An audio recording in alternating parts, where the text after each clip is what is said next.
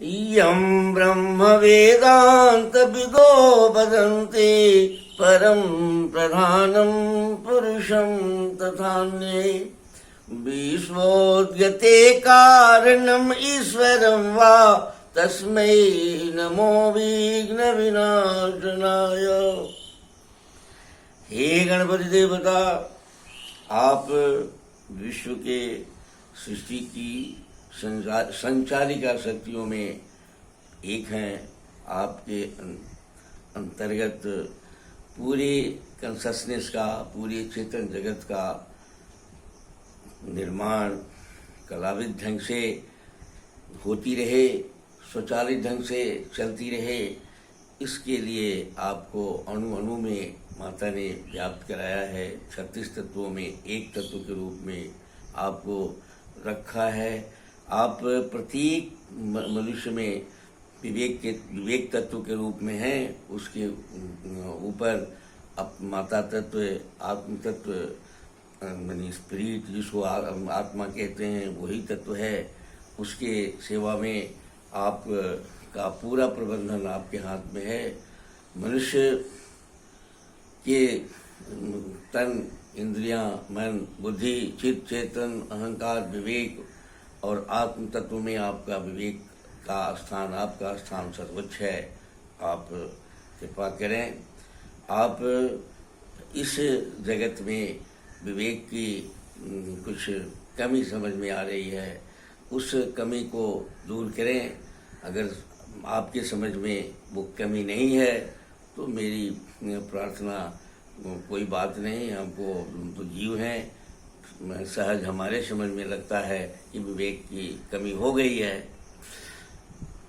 आप जब सृष्टि में लाखों वर्षों तक, करोड़ों वर्षों तक मनुष्य के साथ विवेक के रूप में बने रहे, बाद में आपने अब विवेक से सृष्टि में जंगली जीवन से सभ्य जीवन को शुरू करने के लिए आपने मर्यादित समझौता पर आधारित आरोपित सभ्यता का सृजन किया, निर्माण किया, एक व्यवस्था दी। और आपने हमारे ऋषियों को, हमारे पूर्वजों को आपने प्रेरित किया और उन्हें सिद्धि साधना के माध्यम से, उनको उनके ध्यान के माध्यम से, उनकी तपस्या के माध्यम से प्रकृति के साथ एकत्व बनाए रखने का आपने संदेश भी दिया, टेक्नोलॉजी भी दी, ज्ञान भी दिया, कला भी दिया। ऐसे स्थिति को वो प्राप्त हुए भी, शक्ति संपन्न हुए भी, प्रकृति से एकत्व स्थापित भी किए और प्रकृति के साथ एकत्व स्थापित करने के बाद उस एकता के आधार पर मनुष्य के जीवन को आपने प्रकृति साम्य शैली से चलाने के लिए वेद में और आयुर्वेद में आपने उसकी व्यवस्था दी। और सेवा, त्याग, प्रेम, करुणा, स्वतंत्रता, निर्भयता के गंध से युक्त या इसके आधार पर ही, इस पर ही आधारित सभ्यता चलती रहे। मनुष्य का रहन सहन, खान पान, सारी बात चलती रहे, प्रकृति के साथ जुड़ के चलती रहे। इन बातों की कमिटमेंट आपने मनुष्य के रूप में जंगली जीवन के बाद सभ्य जीवन शुरू करने के समय किया था और करवाया था। और समाज बनी। बीच में जब सेवा, त्याग, प्रेम, करुणा, स्वतंत्रता और निर्भयता पर आधारित समाज रचना में कभी कोई गड़बड़ी आई तो आपने अवतार लेकर या अवतार दिलाकर बहुत फिर से उस गड़बड़ियों को आपने मिटवाया। माने राम का, कृष्ण का, परशुराम का, अन्य ऊपर से उसके पहले भी दुर्गा का, माता का, ये बहुत सारा संघर्ष, देवासुर संग्राम का बहुत सारा एग्जाम्पल हमारे शास्त्रों में, वेद पुराणों में है कि आपने पुनः स्थापित कराने के लिए महाभारत तक कराया। कृष्ण साक्षात शक्ति के रूप में आकर और उन्होंने धर्म की स्थापना पुनः की। धर्म धारण करने की वस्तु, धारण करने का ज्ञान है और मानवीय मूल्यों पर आधारित जो सामाजिक रचना में जो कमी हो रही थी पीछे से, उनको फिर से संशोधन करके और कृष्ण ने महाभारत कराकर लाखों लोगों को इस धरती उस पर से हटवा कर और कृष्ण ने फिर से धर्म का स्थापना कराया। और इस तरह से बहुत सारे उदाहरण हम है। आज फिर जो है संवेदन विहीन समाज की स्थितियां बनती चली जा रही है। आप संवेदन में अब जो प्रस्तुत करने की व्यवस्था में झूठ का साम्राज्य होते चला जा रहा है और सारे लोग स्वस्थ, सबसे बड़ी बात है कि तन और मन सबका बीमार होते चला जा रहा है।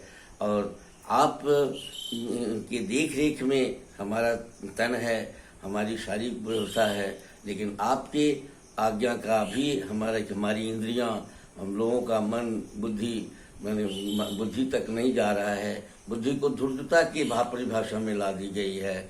ऐसी परिस्थिति में आपको कृपा करना बहुत ज़रूरी है, आपकी सक्रियता आवश्यक है, इसलिए आप कृपा करें। यह मेरी प्रार्थना है और आपका कर्तव्य भी होना चाहिए, या ऐसा कर्तव्य भी होना चाहिए आपका। मैं श्याम बिहारी तिवारी वेद और आयुर्वेद का उपासक हूँ। सृष्टि की शुरुआती दौर में तो हम लाखों वर्षों तक, करोड़ों वर्षों तक, पता नहीं कितने वर्षों तक जंगली रहे, लेकिन जब हमने सभ्य जीवन शुरू करने की कोशिश की तो उस समय हमने एक समझौता किया था, परस्पर आपस में नहीं टूटने वाली समझौता किया था। आरोपित जीवन हम लोगों ने जीने की कोशिश की थी और अपने खान पान, रहन सहन सारे को उसी आरोपित जीवन के आधार पर मैंने बनाया था, और जिसमें कि हमारे भीतर किसी भी प्रकार से ये काम, क्रोध, लोभ, मोह, मद मत्सर का साम्राज्य न हो जाए, और सेवा, त्याग, प्रेम, करुणा, स्वतंत्रता जो हमारे भीतर की ईश्वरीय गुण है, प्रत्येक व्यक्ति में ये वर्तमान है, आज भी है, अभी भी है। उस के आधार पर हमने समाज रचना की थी और हमने कमिटमेंट किया था। उसी के आधार पर सभ्यता चली, बहुत दिन तक सभ्यता चलती रही। इधर बीच में आकर 50-60 वर्षों के भीतर जब हमने संपूर्ण क्रांति की बात की कि पूरे टोटल चेंज कर लेना है हमें अपने में, हम विज्ञान के शरणागत हो गए। और जब विज्ञान के शरणागत हो गए तो शायद हम बीमार होने की प्रक्रिया हमारी शुरू हो गई। आज हमारा न तन स्वस्थ है न मन स्वस्थ है, बहुत संकट में हम हैं। इस संकट से मिटाने में बहुत थोड़ी सी अगर समझदारी, जागरूकता हमारे भीतर आ जाए, प्रेरणा अगर ईश्वर की मिल जाए, आप में जागरूकता आ जाए, तो ये परेशानी नहीं है, बहुत आसानी से ठीक हो जाएगा। क्योंकि बहुत सारी बातें सारी जैसे के तैसे है, पूर्ण रूप से ही है। मैं श्याम बिहारी तिवारी इस कार्यक्रम में आपका जो पीछे से तन, मन और उसके दोष और गुण का हम लोगों ने चर्चा कर लिया है।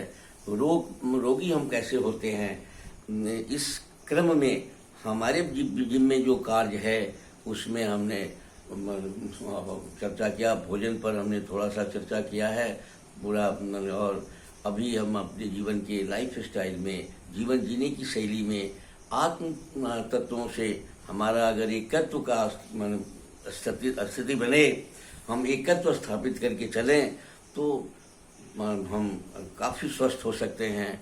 और एकत्व स्थापित करने के जो आयुर्वेद का जो निर्देश है, वेद का जो निर्देश है, उसके अनुसार मैं आपको कुछ बताना चाहता हूँ। हम अपने जीवन के लाइफ स्टाइल में, हम जीवन जीने की शैली में हम कुछ आत्मिक स्तर पर अपने को करें। जो अक्षरों से ब्रह्मांड बना है, अक्षरों के आधार पर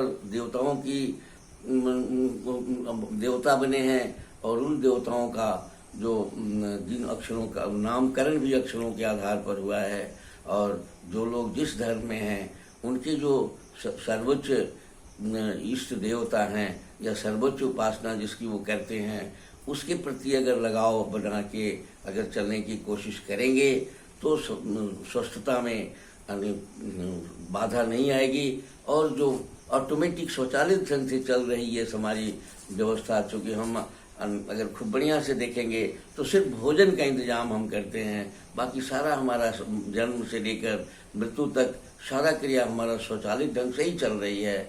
उस स्वचालित ढंग से चलने के क्रम में अगर हम आत्म तत्वों के से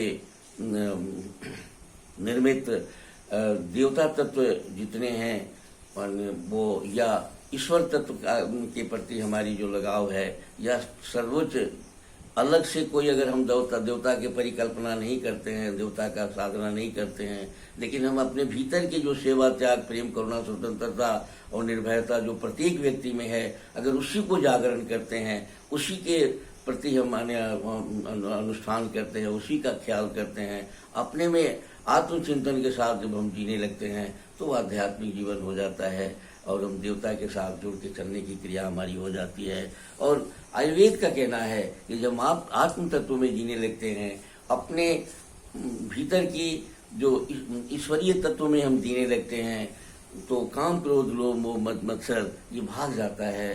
क्योंकि गीता में 700 श्लोक में भगवान कृष्ण ने कहा कि साहब तुम अब साक्षी भाव बनाओ, अपने को देखने की आदत डालो, प्लेयर बन के चलो, बने सारी समस्याएं स्वयं सुधर जाएगी। मन में के अनुसार चलोगे, कल्पना के अनुसार चलोगे तो मिथ्याचारी कहलाओगे। ऐसी स्थिति में अगर स्वस्थ रहना है, बुद्धि से, विवेक से, समझदारी से अगर स्वस्थ रहना है, विशाल बनना है, तो कृष्ण के संदेश को साक्षी भाव में होने के लिए, स्थित प्रज्ञ रहने के लिए, प्लेयर के रूप में जीवन जीने का भी हमें कोशिश करनी चाहिए। और इस ऐसी कोशिश करने से हमारे भीतर सद्गुण का विकास हो जाएगा ऑटोमेटिक, और हम स्वस्थता की ओर हम बढ़ चलेंगे। हमारी मन का या बुद्धि का, चित्त का, चेतन का सदुपयोग होने लगेगा। आज हम बिल्कुल स्थिर हो गए हैं और हम किंग कर्तव्य मूड और हक्का बक्का की स्थिति में आ गए हैं। यह टूटेगा और हम भविष्य में बहुत विशालता की ओर आगे बढ़ेंगे। नवीन विज्ञान को अगर का सामंजस्य करते के साथ मिलाकर, प्राचीन को अगर हम मिलाकर आपस में सामंजस्य करके, दूसरे का समन्वय करके अगर हम चलेंगे, जानबूझकर और सारी व्यवस्था करके चलेंगे, तो हम स्वस्थ भी रहेंगे, विशाल भी बनेंगे, ज्ञान विज्ञान से संपन्न भी हो जाएंगे, और सारी बातें हमारे जो रोगी बनाने वाले जितने बाधा है सब मिट जाएगा। आज का यह कार्यक्रम इन्हीं बातों से मैं समर्पित करता हूँ। अगली बार हम रोग का जो श्रम से और एक्सरसाइज से, योगासन इत्यादि से भी हमारा शरीर में जो हम भाव चाहते हैं, आत्म तत्वों के साथ मिल के चलना चाहते हैं, इस पर अगले बार बातचीत करेंगे। इसी के साथ आज का कार्यक्रम आपको समर्पित करते हुए आपको से निवेदन करते हैं कि आप थोड़ा जागरूक होइए, चैतन्य बनिए। धन्यवाद।